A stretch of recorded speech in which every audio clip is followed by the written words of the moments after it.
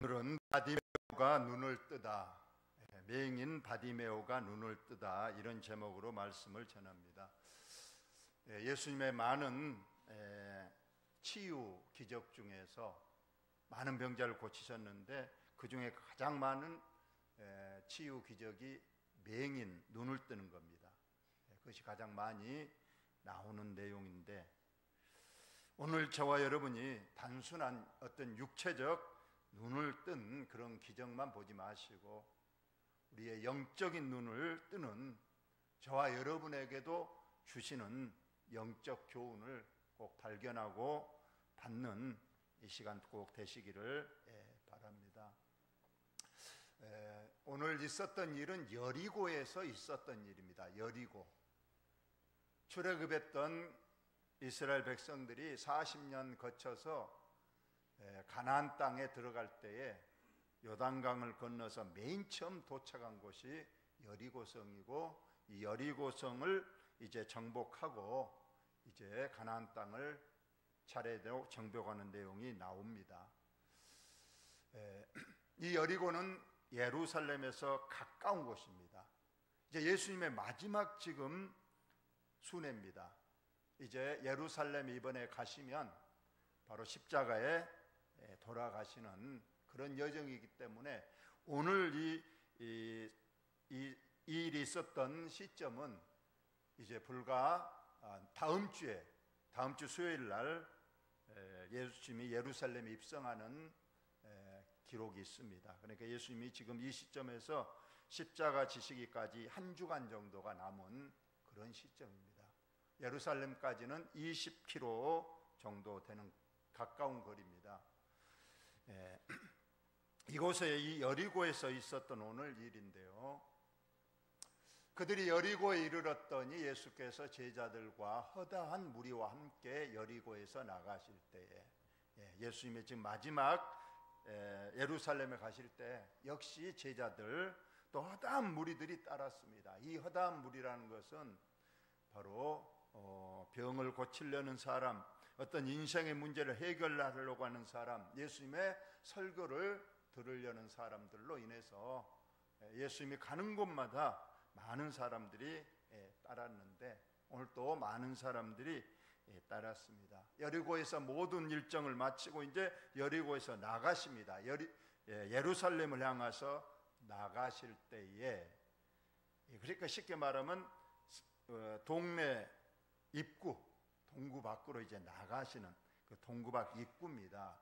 그곳에 기다리기나 하고 있는 듯 한 사람이 기다리고 있었는데, 다 같이 읽어봅시다. 시작. 디메오의 아들인 맹인 거지 바디메오가 길가에 앉았다가, 다른 병자들은 성경에서 잘 이름을 밝히지 않아요. 그런데 오늘 특별히 오늘 이 맹인의 눈을 뜬 이 주인공의 이름이 정확하게 나오고 있습니다. 아버지는 디메오고 그의 아들이 바디메오라. 실상은 이 바라는 뜻은 아들이란 뜻이에요. 그러니까 바디메오 그러면 디메오의 아들이란 뜻입니다. 바디메오란 이름은 실상은 엄격히 말하면 이름이 아니죠. 그 아버지의 아들이다. 저의 만약 아들에게 이름을 붙일 때 바디메오처럼 한다면 오장철의 아들이다 이렇게 붙였다는 거예요. 그래서 바디메오란 뜻은 그냥 아버지 이름의 아들이다, 이런 뜻을 가지고 있습니다. 근데 여기서 두 가지가 나오고 있죠. 맹인이고 거지다. 참 장애인이 여러 종류가 있지만은 장애인 중에서 가장 우리가 또 불쌍하고 비참한 장애인이 맹인, 앞을 보지 못하는 장애인이라고 생각을 합니다. 어떤 사람들은 이 몸의 가치가 1000냥이라면 눈이 900냥이다, 뭐 그런 말을 하기도 합니다. 그래서 참 앞을 못 본다는 것, 이거 엄청난 인생의 큰 장애요, 아픔이 됩니다. 그래서 이 맹인은 다른 직업을 가질 수가 없기 때문에 고작 하는 것이 길거리에 앉아서 지나가는 사람에게 한 푼 주세요 하고 구걸하는 거지의 삶을 살았다. 그래서 맹인이고 거지고 이름은 바디메오라는 이 거지가 여리고 이제 성 입구에 앉아서 구걸하다가 이제 예수님을 만나는 광경입니다. 나사렛 예수시란 말을 듣고 많은 사람들이 웅성거리면서 지금 지나가는데 사람 물어봤겠죠. 누가 자랑하는데 이렇게 사람들이 많은 사람이 지금 지나갑니까? 물어봤더니 나사렛 예수란 사람이 지금 지나간다. 그러자 이 말을 들은 이 바디메오가 소리를 크게 질러서 너무 사람이 많으니까 자기가 할 말을 적게 해서는 안 들리니까 아주 소리를 높여서 다윗의 자손 예수여 나를 불쌍히 여기소서 하거늘 했습니다. 여기서 예수님을 호칭하기를 예수여가 아니에요. 다윗의 자손 예수여 하고 불렀습니다. 이것은 이 바디메오가 예수님을 정확하게 어떤 분인가를 알고 있었다는 거예요. 그냥 랍비여 할 수도 있고 그냥 단순히 예수여 할 수도 있지만은 오늘 분명히 바디메오는 예수님을 다윗의 자손이라, 이 표현은 구약의 메시아를 표현하고 있는 거예요. 예수님께서 구약에 하나님께서 장차 메시아, 구원자, 그리스도를 이 땅에 보내주실 것인데 그분은 반드시 다윗의 후손으로 오실 것이고 그는 베들레헴에서 태어날 것이다. 이렇게 다 예언이 되어 있는데 바로 이 바디메오가 바로 예수님에 대한 정확한 정보를 가지고 있었다는 뜻이에요. 그래서 다윗의 자손 예수의 그 말은 당신은 우리의 구약에서 하나님께서 보내주시기로 한 구원자, 그리스도, 기름 부음 받은 자가 확실합니다 하면서 예수님을 다윗의 자손 예수, 메시아, 그리스도 예수라고 분명히 말씀했습니다. 세상 사람들은 그냥 예수님을 랍비라고도 하고 뭐 4대 성인이라고도 하고 또 병을 잘 고치니까 또 의사라고도 하고 또 어떤 사람은 그냥 마술을 부리듯이 기적을 행하니까 마술사냐 이런 표현도 썼습니다마는 오늘 이 바디메오는 정확하게 예수님은 나의 구원자십니다, 예수님은 그리스도십니다 하고 고백했습니다. 저와 여러분은 예수님을 어떻게 믿습니까? 단순히 내 욕구를 충족시켜주는 그런 분으로 압니까? 아니면 세상 사람들 같이 4대 성인 중에 한 사람으로만 그 이상을 보지 못하는 우리의 믿음이 아닌가를 봐야 되는데 오늘 이 시간 꼭 여러분은 예수 그리스도가 나의 구원자 되시고 나의 하나님의 아들이시고 그리스도이심을 확실히 흔들림 없이 고백하는 저와 여러분 되시기를 예수님의 이름으로 축원합니다. 그래서 예수님을 소리 높여서 불렀어요. 그러면서 나를 불쌍히 여겨소서 하고 소리를 질렀습니다. 그러자 예수님은 그 소리를 못 들었는지 그냥 가시는데 옆에 사람이 하도 크게 소리를 지르니까 책망을 합니다. 거기 앉아서 그냥 돈이나 받지 왜 바쁘신 저 위대하신 예수님을 그렇게 부르냐, 저분은 당신에게 뭐 신경 쓸 그런 분이 아니시다. 그러니까 그냥 조용히 있어서 지나가는 사람의 돈이나 받고 가만히 있어라 하고 지금 책망합니다.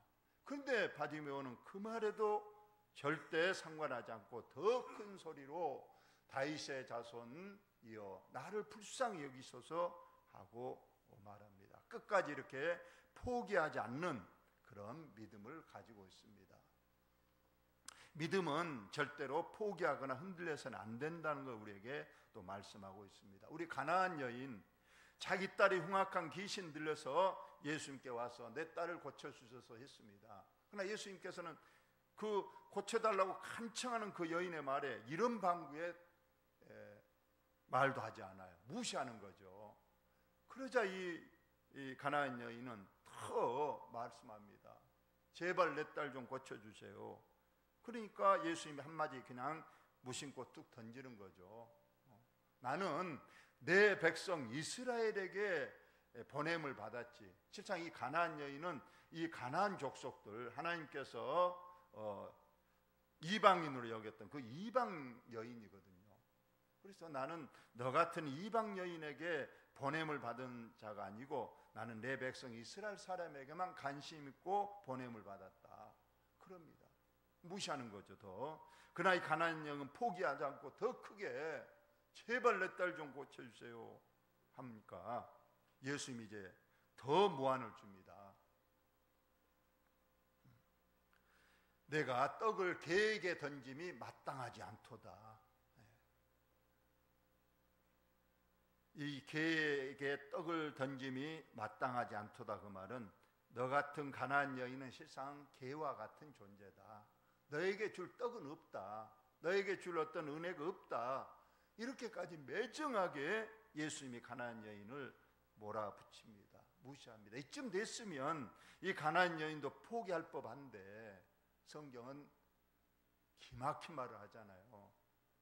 그 개에게 떡을 던지는 것이 마땅하지 않다. 그 말은 옳습니다. 그러나 개도 주인의 상에서 떨어지는 부스러기는 먹을 권리가 있지 않습니까? 하면서 그 개 취급을 당해도 좋고 부스러기 은혜라도 줘도 좋으니까 제발 내 딸만 고쳐주자고 끝까지 포기하지 않고 예수님께 매달렸더니 그제서야 예수님께서는 내 믿음이 참으로 크도다. 내 믿음대로 될지어다 하면서 그 딸을 흉악한 귀신의 결박에서 풀어 온전케 하셨다는 기사가 있습니다. 오늘 이 바디메오도 옆에서 제발 조용히 하고 찌그러져 있으라. 맹인 거지가 뭘 하려고 예수님을 그렇게 부르냐 했지만은 그럴 때 더 소리를 지르고 더 크게 예수님을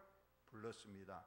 그제서야 예수님께서는 역시 이제 그 소리를 들으셨어요. 그리고 멈춰 서더니 저 맹인 불러라. 그래서 그 맹인을 불렀습니다. 너를 부르신다. 빨리 가봐라 했습니다. 맹인이 겉옷을 내버리고 뛰어 일어나 예수께 나오곤을 했습니다. 여기 맹인 바디메오가 입고 있던 겉옷 이것을 벗어내버리고 예수님께 갔다고 했습니다. 여기 겉옷이 무엇인가? 이것은 이 바디메오에게는 전 재산입니다. 성경에도 이 겉옷은 저당 잡히더라도 반드시 저녁에는 그 본인에게 주라고 할 정도로 이 겉옷은 가난한 사람들에게 아주 중요한 옷이에요. 왜냐하면 이 겉옷이 첫째는 이불 역할을 합니다. 밤에 잘 때는 반드시 추우니까 덮어야 될 이불 역할을 하고 또 낮에는 더우면 우겨에 치는 천막의 역할도 하고 또 이 옷을 또 깔고 앉을 수도 있고 또 이 옷 속에는 온갖 생필품이 다 있다고 그래요. 숟가락부터 시작해서 양념도 있고 또 칼 도구도 있고 그래서 거지에게는 이것이 필수품이자 전 재산인 겁니다.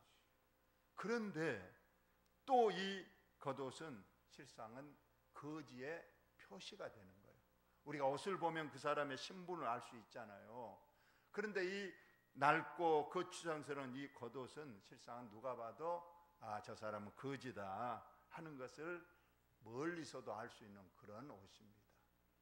그러자 이 바디메오는 결심이 난 듯이 그 거지의 표상인 겉옷을 벗어버리고 가벼운 모습으로 예수님께 갔다고 했어요. 이것도 우리에게 영적 교훈이 있는 겁니다. 우리의 옛사람의 모습을 벗어버리라는 거예요. 이제 예수님께 왔으니 이전의 옛사람의 모습, 세상의 옷을 다 벗어버리고 이제는 예수로 새로운 옷을 입고 거룩한 삶을 살아야 된다는 것을 말하고 있습니다. 또 이제 이렇게 겉옷을 내버리고 이제 예수님께 갔습니다. 예수님께서 물어봅니다.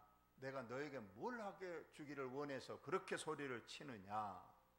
그러자 당연히 이 맹인 바디메오는 선생님, 보기를 원합니다. 나는 오직 한 가지, 눈을 떠서 좀 밝은 세상을 보고 좀 사람답게 살고 싶습니다. 눈 좀 뜨게 해주세요 하고 예수님께 말했습니다. 예수님께서 이르시되 가라, 내 믿음이 너를 구원하였다. 예수님께서는요 반드시 병자를 고치실 때는 믿음을 확인하셨어요. 그래서 항상 질문을 하시고 때로는 가혹할 만큼 아까 가나안 여인에게처럼 무시를 하는 그런 것도 보시고, 그래서 믿음을 하고 나서 확인하고 나서 이제 너의 믿음이 확인됐으니 너는 구원받았다. 여기서 구원받았다는 것은 육체적 눈을 뜬 것뿐만 아닙니다. 이제는 영안이 열려서 구원의 진리를 알게 되었다, 그렇게 보고, 또 이제 눈 떴으면 이제 너 집으로 가라 했는데 오늘 마지막 2절에서 바디메오는 집으로 가지 않았습니다. 예수님을 그때부터 따랐다고 했어요. 그래서 그는 이제 믿음의 사람이 되었고 진리의 새 사람이 되어서 예수님을 잘 섬겼다, 이런 오늘 본문의 말씀인데요. 오늘 몇 가지 결론을 말씀드립니다. 아까도 이미 말씀을 드렸지만은 오늘 이 말씀은 단순히 육적인 눈을 뜬 기적만을 보여주는, 그래서 우리하고는 별로 상관이 없는 그런 말씀이 아니라는 거예요. 왜냐하면 성경에는 분명히 말씀하시기를 바리새인들에게 말했어요. 너희들은 우맹이요, 즉 진리에 대한 소경이라고 말씀했어요. 그리고 라오디게아 교회에게 분명히 말하기를, 요한계시록 3장에 라오디게아 교회, 너희 교회는 눈이 먼 교회다.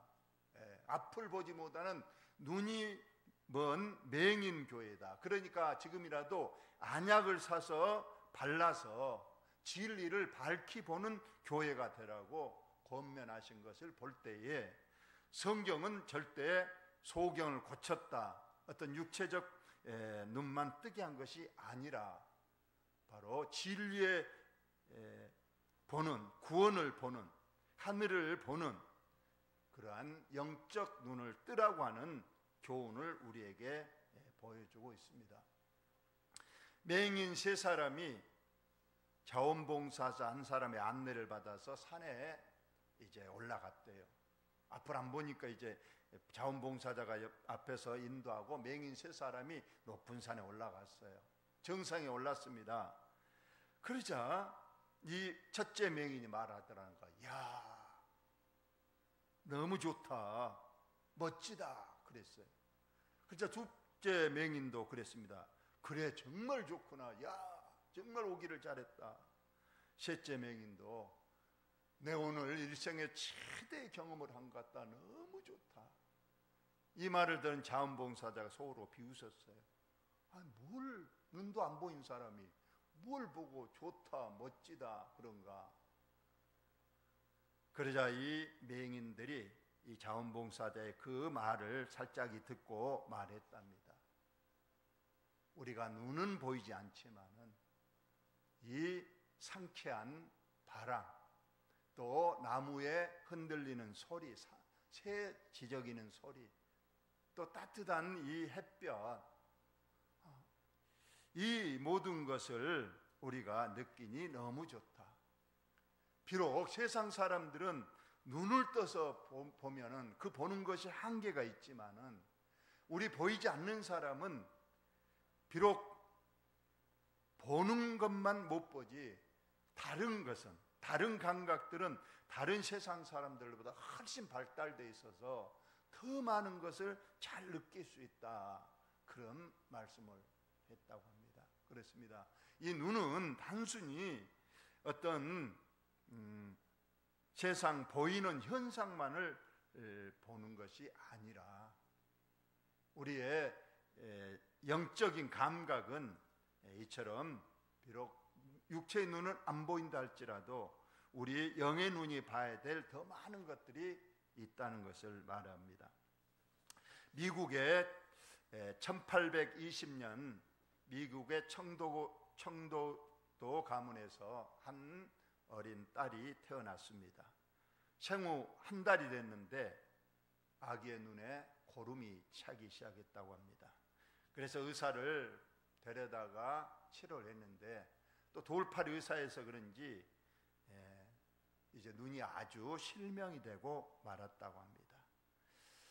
그래서 그 일로 인해서 아버지는 화병으로 돌아가셔 버리고 어머니도 이제 가출해 버려서 이 맹인 소녀는 애할머니 집에서 길러졌다고 합니다. 제 할머니는 근데 신실한 믿음의 할머니였기 때문에 그 어린 손자를 성경으로 잘 가르쳤다고 합니다. 이 맹인 소녀가 자라서 시를 쓰기 시작했는데요. 이 시가 우리 찬송가에서, 물론 이분이 쓴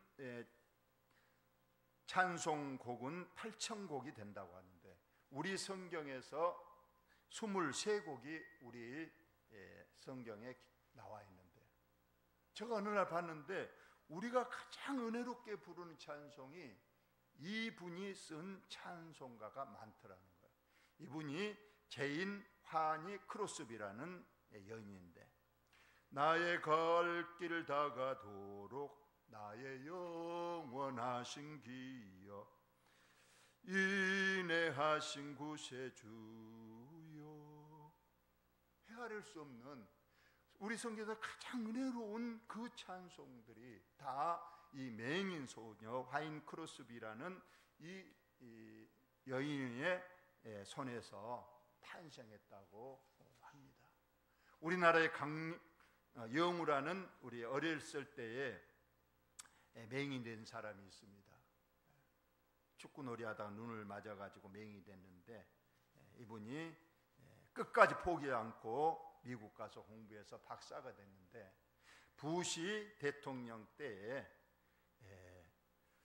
정책 차관보 유엔 장애인협회 부의장을 거쳤는데, 이러한 직함은 동양인 중에서는 최고의 자리까지 올라간 그런 자리였다고 합니다. 결론입니다.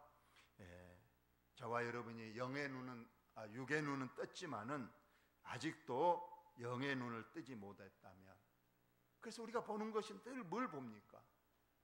세상 사람들이야 자꾸 보이는 육적인 것에 관심을 가지고 어떻게든 많이 벌고 쌓고 또 자녀에게 물려줄 이런 땅의 것을 보지만은, 저와 여러분은 영의 사람입니다. 하늘을 봐야 돼요. 신령한 것을 봐야 되고 더 영적인 것, 귀한 것, 영원한 것을 볼 수 있는 저와 여러분의 영의 눈이 오늘 바디메오처럼 활짝 뛰어서서 겉옷을 버린 것과 같이 나의 옛사람, 나의 세상의 옷을 벗어버리고 예수로 옷 입고 진실한 믿음의 사람이 되시기를 예수님의 이름으로 축원을 드립니다. 하나님, 우리 아버지,